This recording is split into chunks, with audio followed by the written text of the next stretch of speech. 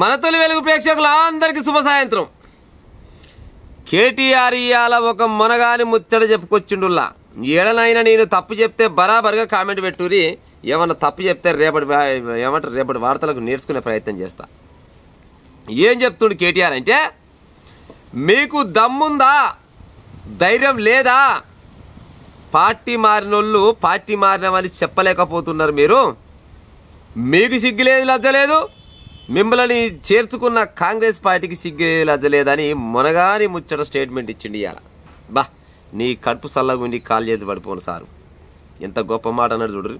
First కాలం ముచ్చట కోసం, తర్వాత కేటీఆర్ ముచ్చట కూడా చెప్తా. కానీ అయినా కూడా 10 మంది ఎమ్మెల్యేలు పార్టీ మారిరు. ఆల్రెడీ వీడియోలలో చెప్పిర్రు, పార్టీ కార్యక్రమాల్లో పాల్గొన్నారు, కండువలు వేసుకున్నారు.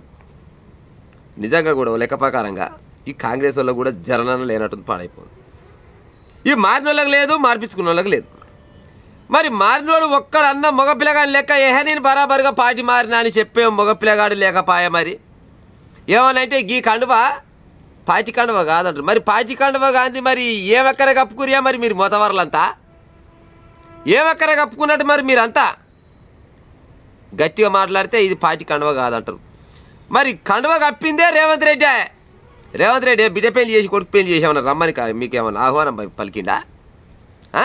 మంత్రుల ముందల ఎమ్మెల్యేల ముందర పోయి కండువ కప్పుకున్న సిగ్గి తప్పిన నేతలారా, మీకు దమ్ము ధైర్యం ఉంటే, కేటీఆర్ అనుడే కాదు ఎవరైనా కానీ మీకు దమ్ము ధైర్యం ఉంటే బరాబర్గా చెప్పాలి, మేము పార్టీ మారినాము అని చెప్పురి. ఒకవేళ పార్టీ మారినందుకు ఏమెక్కడ మారినంటే మీ దగ్గర సమాధానం లేకుంటే రాజీనామా చేయాలి, పడేయాలి, అంతే కదా.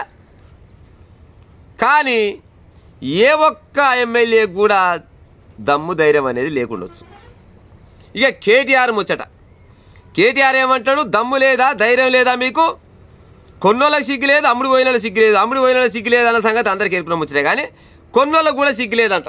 అంటే మరి కొన్నరో కొనలేదో కానీ కండ కప్పిన వాళ్ళు కాంగ్రెస్ వాళ్ళకు. అవునా తారక రాముడు? 10 మంది ఎమ్మెల్యేలను కాంగ్రెస్ పార్టీ గుంజుకపోయింది అనగానే ఎత్తేసుకుంటున్నావు నువ్వు. చిన్న సన్నగా ఎత్తేసుకుంటలేవు, పాడైపోను. మామూలు ఎత్తేసుకుంటూ కాదు, ఎట్టా తీసుకుపోతారు మా దాటికి వెళ్ళి. ఎట్టా తీసుకుపోతారు అంటే మీది ఆయమైన బంగారం అయితే ఎందుకు అమ్ముడు ఒక్కపోవు? మీ పార్టీ మీద నమ్మకం లేకపోయే ఆడికే గలగల అంటున్నాయి, పాడైపోను. అధికారం పోయేసరికల్లా పాడైపోని కేటీఆర్ ఏమంటుంటే ఏముంటుంది మా కానీ కాంగ్రెస్ దగ్గర పోయినట్టు. గతంలో మరి నువ్వు 15-20 మంది ఎమ్మెల్యేలను కూడా కొన్నావు, మర్చిపోయినట్టు పాడైపోను. తారక రాముడు గతంలో 10-15 మంది ఎమ్మెల్యేలను కొన్నాడు. ప్రజలారా కొనలేదా? తెలుగుదేశం వాళ్ళని కొంటివి, కాంగ్రెస్ వాళ్ళని కొంటివి, ఇంకా గాలంగిరాక అలిబిల్లి గాలు చాలా మంది ఉంటే వాళ్ళందరూ కొంటివి. అలిబిల్లి గాలి వాళ్ళంతా గాలను కొంటివి. మరి అప్పుడు కొన్నప్పుడు మరి నీ సిగ్గు లేకుండా వస్తున్నా నీకు? తారక రాముడు నువ్వన్న ముచ్చటే నీకు చెప్తున్నా. నువ్వంటే నాకేం కోపం లేదు. కానీ ఇప్పుడు నువ్వు అన్నట్టే ఇవాళ కాంగ్రెస్ పార్టీకి ఎట్టయితే సిగ్గు లేదో మరి ఆయన కూడా నీకు కూడా సిగ్గు లేకుండా వస్తున్నా. గాయన నీకు సిగ్గు లేకుండా ఇవాళ కూడా వీళ్ళకి సిగ్గు లేనట్టే లెక్క. అధికారం పోయేసరికల్లా ఇవాళ ప్రతిపక్షం గుర్తొస్తుంది, ప్రజలు గుర్తొస్తారు, ప్రజలకు వచ్చిన బాధలు గుర్తొస్తాయి. అధికారం ఉన్ననాడు ప్రజలు ఎక్కడ పోని, ప్రతిపక్షం ఎక్కడ పోని, ఎవడెక్కడ పోతే నాకేం అక్కర అన్నట్టు గాయాల కథలు పడ్డవు. అధికారం పోగానే ఇవాళ అన్నీ గుర్తొస్తున్నాయి. మరి ఆయల్లా నువ్వు కానీ మీ అయ్య కానీ ఏమెక్కర కొన్నారు? మరి వీళ్ళందరినీ అభివృద్ధి చూసి వచ్చిరా? ఆయల అభివృద్ధి చూసి వస్తే ఇవాళ కూడా ఇది కూడా అభివృద్ధి చూసి వచ్చినట్టే లెక్క. ఆయల్లా ఏది కాంగ్రెస్ పార్టీ తెలుగుదేశం పార్టీ మీద వీళ్ళ మీద కోపం మీద వచ్చి మీ దాంట్లో చేరితే ఇవాళ వచ్చిన వాళ్ళు కూడా మీ మీద కోపంతో వీళ్ళెమ్మటి వచ్చినట్టే లెక్క. ఆయళ్ళు వచ్చినా ఇవాళ వచ్చినా, ఆయళ్ళు వచ్చినోడైనా ఇవాళ వచ్చినోడైనా ఎవడైనా కానీ వాళ్ళ స్వార్థాల కోసమే వచ్చిడు. వాళ్ళని చేర్పించుకున్నాడు కూడా స్వార్థం కోసమే చేర్పించుకున్నాడు. ఆయల్ల మీ అయ్యకు సంపూర్ణమైన మద్దతు ఉన్నది, అన్ని రకాలుగా బంపర్ మెజార్టీతోటి గెలిచిండు. అయినా కూడా మళ్ళా కొనుక్కుంటానికి ప్రయత్నం చేసి కొన్నాడు. సంతల పసల కొన్నారు. దొడ్ల బర్ల గిట్ట గంట కడితే గలగల ఎటమవుతుంది అట గంట ఇష్టపెట్ట ఎటుపోతే ఏంది తల్లి పసలు వెడిదిరినా కానీ మనదే ఉంటుంది బిల్లు అన్నట్టు దొడ్ల పసల కంటే హీనంగా కొన్నాడు మీ అయ్యాయల. రేవంత్ రెడ్డి అంటాడు, అది కాదు నేనేం కొనలేదు కానీ మా అభివృద్ధి చూసి మా ప్రజాపాలన చూసి వచ్చిరానేమో ఈయనంటాడు. ఆయన నువ్వేమో బంగారు తెలంగాణ చూసి వచ్చినావు నువ్వు బయటివి. మరి బంగారు తెలంగాణ ఎక్కడవా, ప్రజాపాలన ఎక్కడవా? ప్రజలారా చెప్పురిగా. నిజంగా కూడా ఎమ్మెల్యేలు మీరు ధైర్యం గల పిల్లగాలు అయితే, కేటీఆర్ చెప్పిన ముచ్చట కాదు, ఎవరు చెప్పిన ముచ్చట కాదు, కానీ మీరు నిజంగా ధైర్యం గల అయితే బరాబర్గా మేము పార్టీ మారినాము అని చెప్పురి. ఏమక్కరకు మారిరని కోర్టు అడిగింది కదా, చెప్పురి మరి ఏమక్కరకు మారిరో.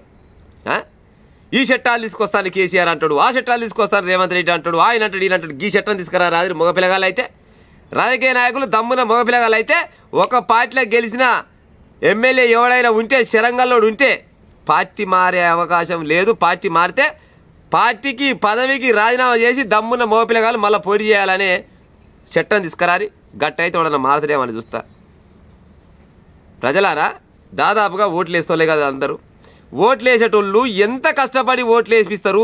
ఆ ఓట్లు ఒక లీడర్ గెలవాలంటే ఆ దొంగ లీడర్ కోసము ఒక్కొక్క కార్యకర్త ఎన్నో రకాలుగా నానా ఇబ్బందులు పడి అవమానాలు పడి ఆకలి అవమానానికి ఉపాసం ఉండి మా లీడర్ గెలవాలి మా లీడర్ గెలవాలని గెలిపిస్తే పైన అధికారం రాలేదు వేరే వాళ్ళకి అధికారం వచ్చిందని ఈ అధికార పార్టీ వచ్చినోడికి గెలిచినాక దొంగలు మళ్ళీ పోయి ఇలా పార్టీలో చేరుతుంది. ఏమక్కరే చేరిర్రా నాయన అని వాడని అడిగితే అభివృద్ధి.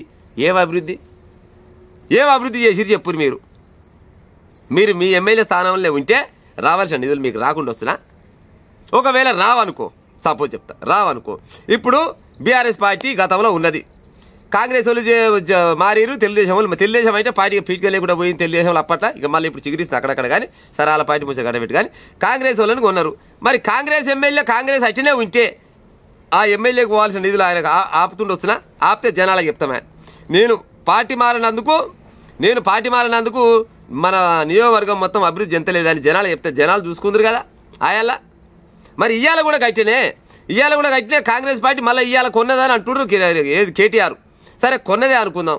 మరి వీళ్ళకైనా సిగ్గుండి మరి నేను ఎట్టొస్తాం మీ ఏమటి నాకు ఒక పార్టీ ఉన్నది, నాకు వెనకంగా నన్ను ఇంతమంది ఇన్ని వేల మెజార్టీతో గెలిపించారు, ఇన్ని వేల మంది పబ్లిక్ ఉన్నారు ఏమటి నేను ఎందుకు పోతా, నా పార్టీ నేనే పరిచేస్తా అని మగపిల్లగాడు ఒకటి లేకపోయా.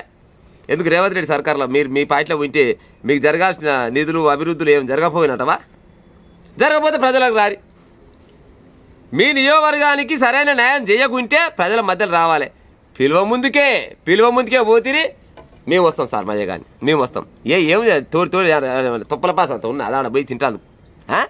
గట్టిగా మాట్లాడితే గట్టిగా ఉంటుంది కానీ ముచ్చట ఏముందని మీరు గెలిచిన పార్టీలో సాగుర్రా నాయన. మీరు గెలిచి 5 ఏళ్ళు వాళ్ళకు ఏదో పబ్లిక్ సర్వెంట్ సేవ చేసినట్టు చేయరని చెప్తే ఏడ తెమంటారు కదా, పచ్చగున్న కాడనేమో తింటాం, ఎచ్చగున్న కాడనేమో వంతాం. గిది ఈ రాజకీయ నాయకులది. ఇక వీళ్ళని అంటాడు ఈ కేటీఆర్ అంటాడు సిగ్గుందా, శరం ఉందా, లజ్జ ఉందా? వాళ్ళకి లజ్జ లేదు, వీళ్ళకి లజ్జ లేదు. ఈ నాయమన్న లజ్జగల పిల్లగాడంట గాళ్ళకి లజ్జ గురించి అల్ల పెడుతున్నాడు. ఎంతవరకు అలా చెప్పు. ఏ రాజకీయ నాయకుడైనా ఏకరం భూమి అమ్మి యోనికి పెట్టినోడు లేడు. ఎకరాల కొద్దిగా సంపాదించుకున్నాడే ఉన్నాడు, కోట్ల కొద్ది రూపాయలు సంపాదించుకున్నాడే ఉన్నాడు. దమ్ము ధైర్యం ఉన్నాడు వాడన మగపిల్లగాడైతే నీ పార్టీకి నాకు సంబంధం లేదు అక్కర్లేదు పా అని చెప్పాలి.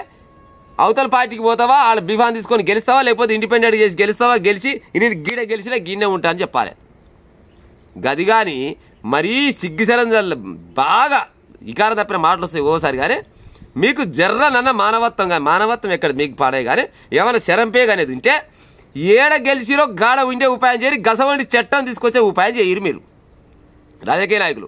ఒకసారి గెలిచినోడు 5 ఏళ్ళు అలానే ఉండాలి, ఇచ్చిన హామీలని నెరవేర్చిన దాకా నెరవేర్స్తేనే ఆడు మంచిగా పంపించాలి. లేకపోతే పొరక దెబ్బల పాలు చేయాలని గసోని చట్టాలు తీసుకొస్తే జనాలకు ఉపయోగపడతాయి. పనికిరాని చట్టాలు గది తీసుకొస్తా నిన్న ముచ్చట ఏది రేవంత్ రెడ్డి అంటాడు అయ్యమ్మ గంజిపోయిన గవర్నమెంట్ ఆఫీసర్ వాళ్ళు ఉంటే వాళ్ళ దగ్గరికి వెళ్ళి ఫైలాన్ని గుంజి 10-15% కట్ చేసి అయ్యమ్మకి ఇస్తా అంటారు. మరి ఉద్యోగాలు కూడా ఇవ్వాలి, మరి చదువుకున్న వాళ్ళకి అలా కూడా ఇయ్యరు. మరి ఇప్పుడు అయ్యమ్మ గంజిపోయినోడు అది ఎవడైనా ఎన్నుకున్న మూర్ఖుడే.